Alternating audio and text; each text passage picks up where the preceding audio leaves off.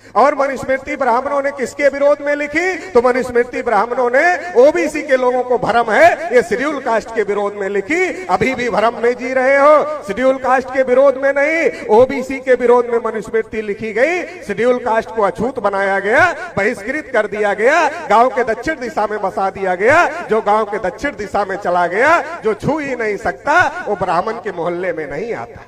ब्राह्मण के मोहल्ले में कौन जा रहा था? यादव जी जब दूध लेकर जाते थे, मान लो ब्राह्मण वेद पढ़ रहा हो और यादव जी दूध लेकर पहुंच गए, तो यादव जी के कान में वेद का शब्द पड़ जाएगा।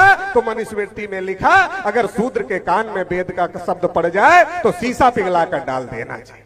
यादव जी गए हैं, रखा हुआ है वेद, यादव जी ने देख लिया आंख से, लिखा अगर आंख से देख ले, आंख में सुज्जा डाल देना चाहिए। अगर उच्चारण कर ले, जीभ काट लेनी चाहिए।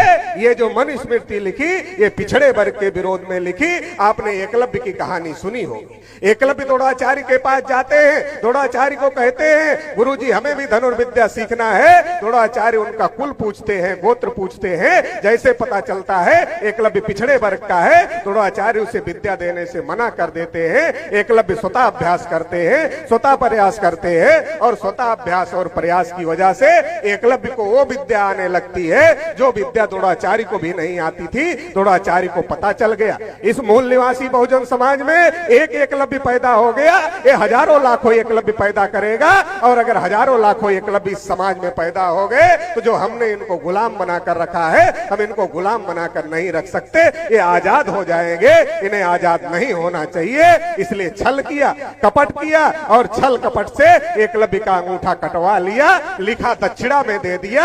ऐसा लिखा है, मगर ये सही नहीं है, क्योंकि जो दुनिया का सबसे बड़ा धनुर्धर था, वो इतना बड़ा मूर्ख नहीं हो सकता था कि दक्षिणा में अपना अंगूठा दे दे। निश्चित रूप से ब्राह्मणों ने अंगूठा कटवा लिया। तब अंगूठा काटते थे, आज भी काट रहे हैं।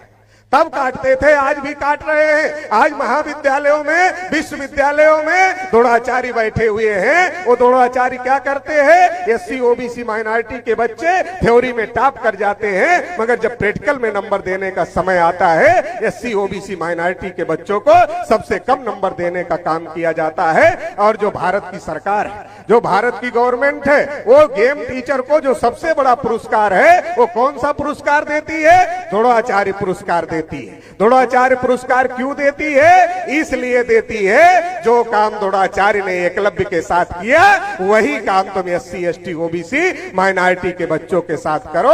साथियों, जागना होगा, पिछड़े वर्ग के लोगों को जागना होगा, दोस्त और दुश्मन की पहचान करना होगा।